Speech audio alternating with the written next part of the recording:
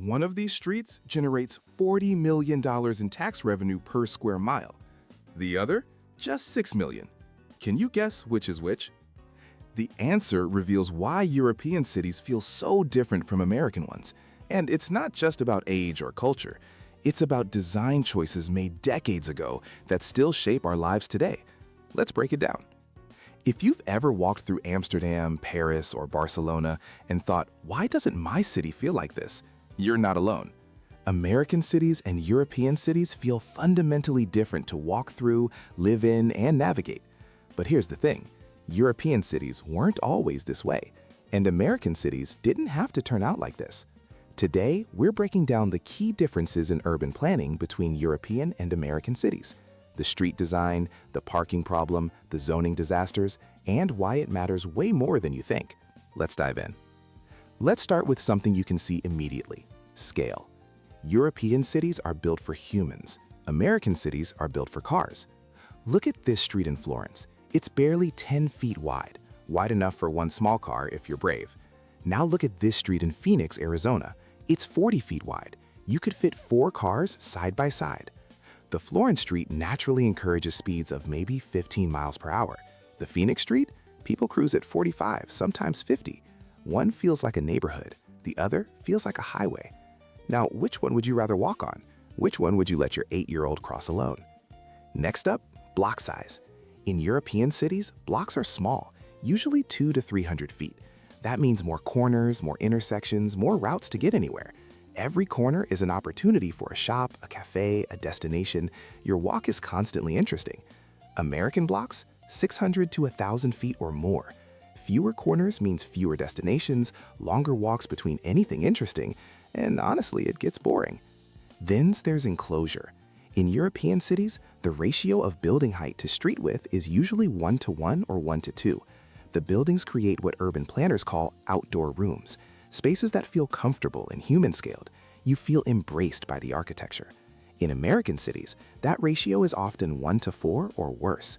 Wide streets, low buildings set way back. You don't feel embraced, you feel exposed, vulnerable even. One invites you to linger, the other makes you want to get in your car. But the biggest difference? Parking. And I mean that literally. Parking lots take up a massive amount of American cities. The United States has roughly 8 parking spaces for every car. 8! Most of those cars are parked 23 hours a day. In Los Angeles, parking lots cover more land area than all the buildings combined. Think about that. More space for stationary cars than for people living and working. And here's the truly wild part. In most American cities, this isn't optional. It's the law. They're called parking minimums. Want to open a restaurant? You're legally required to provide parking, often 1 space for every 3 seats. Want to build an apartment? 1 to 2 spaces per unit minimum. So American developers spend $50,000 to $100,000 per parking space just to meet legal requirements. That cost gets passed to tenants and customers. European cities, they often have parking maximums. They limit how much parking you can build because they know that more parking means more driving, means more traffic, means worse cities.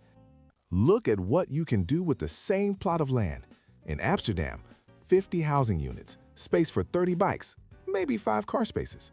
In Houston, 1 restaurant and 150 parking spaces. One generates millions in property tax and supports 50 families. The other generates almost nothing and sits empty most of the day. Now let's talk about what you actually find in neighborhoods.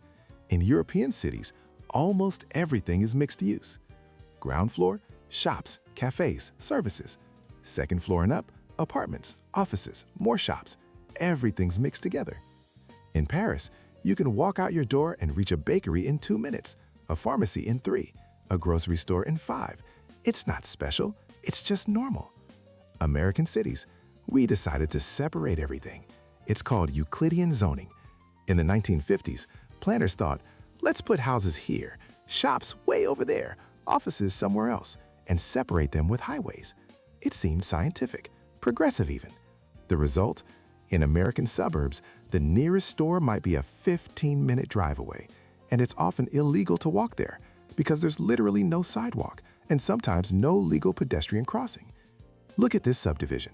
Hundreds of homes, 1 entrance, 1 exit. These 2 neighbors live 500 feet apart, But to visit each other, 3-mile drive because the streets deliberately don't connect. Here's the kicker. American cities didn't used to be like this.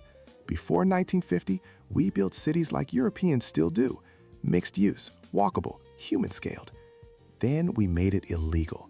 Zoning laws across America literally banned building the kinds of neighborhoods people love most. All of these design choices lead to one inevitable outcome. In America, you need a car. In Europe, you don't. Look at how people get around. In Amsterdam, 50% bike, 25% transit, 20% walking, only 5% by car. In Houston, 90% by car, 3% transit, 2% walking, less than 1% by bike. And this isn't just about lifestyle preferences, it's about money. The average American household spends over $10,000 per year on cars. Payments, insurance, gas, maintenance, parking. The average European household, $3,000 to $5,000. That's $5,000 to $7,000 more per year for literally anything else. Savings, experiences, retirement, paying off your house faster. It's not that Europeans love trains and Americans love cars. It's that one system makes transit convenient and driving annoying, while the other makes driving necessary and transit impossible. In Amsterdam, you don't check the schedule. You just go to the stop because a tram will arrive in 3 minutes. In most American cities, you plan your entire day around the bus schedule. One is a tool you use without thinking. The other is an ordeal you endure if you have no choice. Okay, so European cities are more pleasant to walk in. So what? Well, here's the part that should scare every American taxpayer. Car-dependent cities are going broke. Suburban sprawl costs 3 to 4 times more to maintain per capita than dense neighborhoods. All those roads, sewers, power lines, water mains, they're stretched over huge distances, serving relatively few people.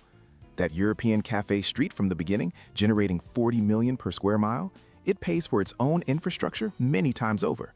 That American straw at 6 million, it doesn't even break even. This is why cities like Detroit and Stockton went bankrupt. Infrastructure maintenance costs exceeded tax revenue. The math just doesn't work. Then there's the environment. Transportation is America's highest source of emissions at 27%. European cities, half the per capita emissions because people drive half as much. Every year, over 7,500 pedestrians die on American roads, and that number keeps rising. In Europe, pedestrian deaths keep declining because streets are designed for people, not just cars. And let's talk about health. Cities designed for walking have lower obesity rates, lower heart disease, better mental health outcomes. Americans spend an average of 54 hours per year stuck in traffic. That's over a full week of your life every year sitting in your car going nowhere.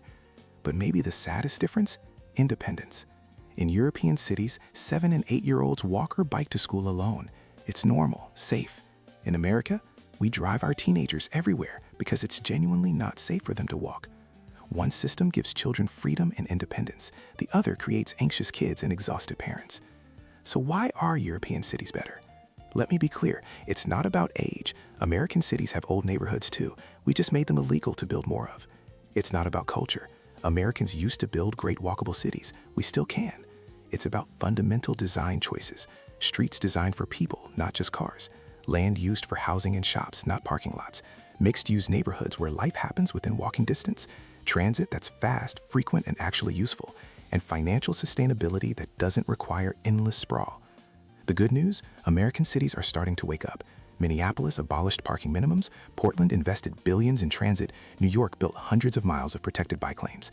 Some American neighborhoods are transforming, removing parking, adding bike lanes, allowing corner shops again. We don't need to rebuild everything.